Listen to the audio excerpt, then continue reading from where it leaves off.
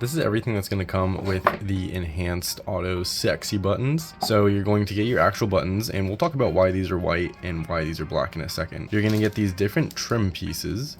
You're also going to get this, which is for any models that are not LFP or have the AMD MCU. You have your commander as well. Now, if you do have a Model 3 or a car that has an LFP battery or the AMD MCU, you're going to be using this instead of this.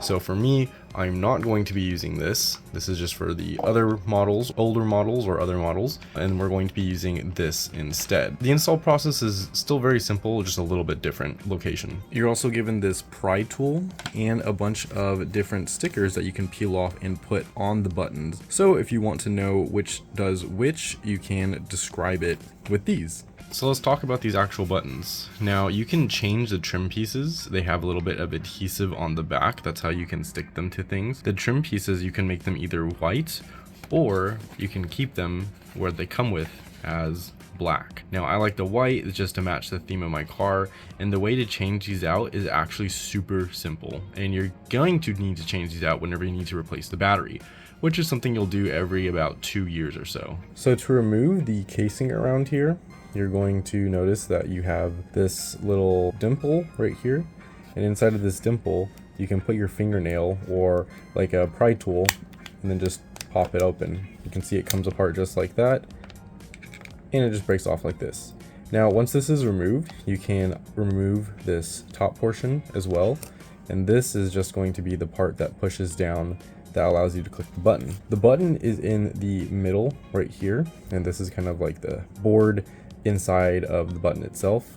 Now all you're going to do is remove this, and in the back here is where you have your battery. So for this battery, it looks like it just slides out on this side, so you would just push it out and you could replace it with a new battery. Once you do that, you can put it back inside of its housing. There's a little notch on this side, and there's a little notch over here, a little groove if you will, that it has to sit into, and you have to align it up with the little groove on this side and this side, as well as the little cutout for the circular part right there. So I'll put the top part back on. Now I'm going to take advantage of the white trim pieces that they have. So I'm going to take this out, and it doesn't really matter which way you put it in. It's a great thing about these buttons.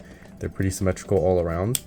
And so all you need to do is just pop this in to the little grooves, and it's flush, and then just go install them in your car. Step one is determine what kind of car you have. The way we're gonna install it is for an LFP battery, or if you have an AMD CPU. If you don't know how to check that, you can go into your computer specs inside the main car, and it'll tell you what battery you have and also your CPU. To find out what car you have, you're going to want to go into the car menu, then you're going to want to go into software, additional vehicle information, and it will tell you what kind of processor you have and what type of high voltage battery. So once you figure that out, step two is to come up to the car and open it.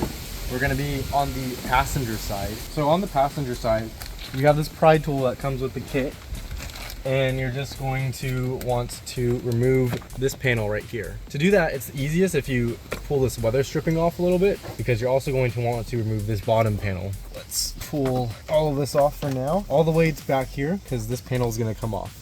So up until this seam, and then you want this seam removed as well. So you can take the little pry tool, kind of push on this. Don't be scared to pop it out, because it's held in by a clip here and then by this clip down here. So you're just going to want to pop that out.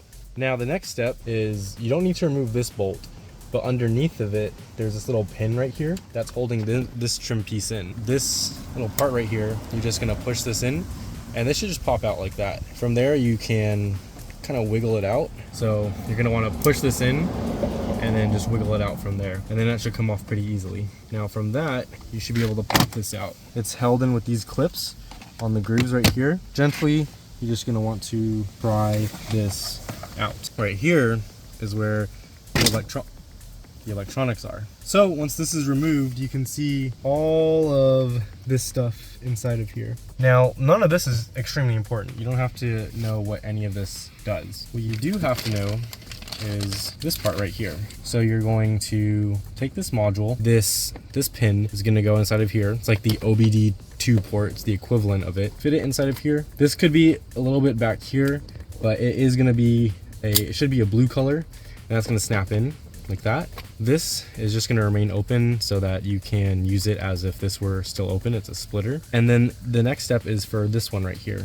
This one that's plugged in, you're going to want to push down on this little pin right here. Then you're gonna pull up from there. Once you push this like this, use your pry tool to keep it pushed completely down. And then you're just gonna be able to push it up, kind of push it back and pull it out. And then that will make it free like that. So once that's free, you can take this splitter part right here that you have. So this is going to allow the car to keep communicating with itself, because this is going to plug back into here as if it's plugged into the car. That's aligned there. Now from here, this part is going to go back in the car. And so this is going to allow this wire right here to keep communicating with the car, but also split communications to this. So the working space is a little bit tight. So you're gonna put that in there, and then I would say just feed this back behind here. Any wiring, just kind of feed it up here. Now you have this big black part, and you're gonna plug your commander module into here. It only goes in one way. It's right on the top, then on the bottom, and you're just gonna plug it in like that. Once you do that, if your car is on, you should see it light up a little bit. That will tell you it's active. There's a LED for power. There's an LED for the car, and then an LED for the Bluetooth. I'm not exactly sure what the car is for. It could be just that it's grabbing information from the car correctly, and the Bluetooth is that it's continuously scanning so that we can hook up our buttons in a second. For now though, all I'm going to do is find the best way to tuck this away so that we can close everything up. This seems pretty empty, so let's put it like this. So yeah, this seems pretty good. So we're just gonna put it underneath here, and so this should just sit in. Try to put the wiring behind stuff like this. Now that that's done, we can take this and close it back up. Make sure you don't scratch this. I'm okay because I have PPF on my glove box. There's little grooves up here. So these are actually going to slide into, this should slide into place. You hear that click? Oh yeah, and then there's this little metal bracket that should fit into this hole right there. All that should just click into place. There you go. So now you want to take your pin and pull it out so that you have room for this to go in. Put her back in the hole and just clip it on just like this. You'll take this little piece. Remember, this part goes down. This bottom part should clip in. Make sure it goes into the groove. There's a little groove that it should sit into. And from there is where you pop it in. Where we're just going to take our weather stripping and gently put it back on the track. And it's kind of lifted right here, so you can tell that there's more on this side than there is on this side. Make sure everything sits nicely, especially on these little corner parts right here. Push it down, and now everything is good. So now we just have to get the buttons, and we're gonna program it on the phone. So the button locations I'm gonna put is behind my steering wheel. I'm gonna see if I can fit all four back here. If not, another good location is right here, all hidden.